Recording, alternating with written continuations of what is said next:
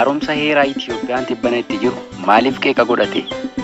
Dhaggeeffattoota keenya kabajamu, kun Finfinnee Maltiimiidiyaa irraa qophii yeroo yeroon isin biraan geenyu kan isin waliin turu ana Agaajimaati. Barruu kana Abdii Biyyansaa fi Beekaa Atoomaa Boruu Addis Istaandard irratti akka qindeessanitti barruuma sana akkuma jirutti kan isin biraan geenyu ta'a. Qindeessitoonni qorannoo kanaa waggaa 2 akka fudhate kan himan yoo ta'u, kaayyoon isaas fedhii uummataan fooyya'insa heeraa Itiyoophiyaa amma jiru qorachuu, tumaa heeraa FDRE fooyya'uu danda'u madaaluu, dhimmoota hawaasummaa fi siyaasaa qorachuuf kanneen fooyya'insa barbaadan wantoota adeemsa fooyya'insaaf haala mijeessuu yookaan gufachiisuu danda'an tilmaamuuf, akkasumas muuxannoo fooyya'insa heeraa mootummaa biyyoota filatamoo ta'an hubachuuf godhamedha jedhu.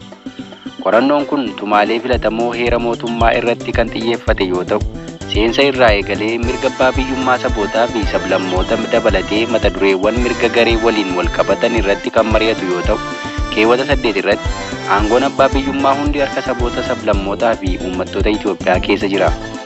Akkasumas dhimma aasxaa biyyoolessaa, afaan hojii federaalaa, qophii federaalizimii sabnaannoo keewwata 39 mirga hiree murteeffannaa sabootaa dabalatee fi hanga biyya ofii ijaaruu fi dhimma magaalaa Finfinnee ibsa.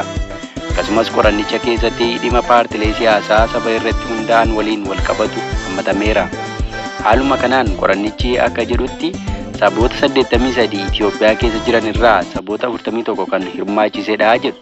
Tigraay irraa kan hafe sabaaf sablammoota naannolee Itiyoophiyaa keessa jiraatan hunda irratti hirmaataniiru.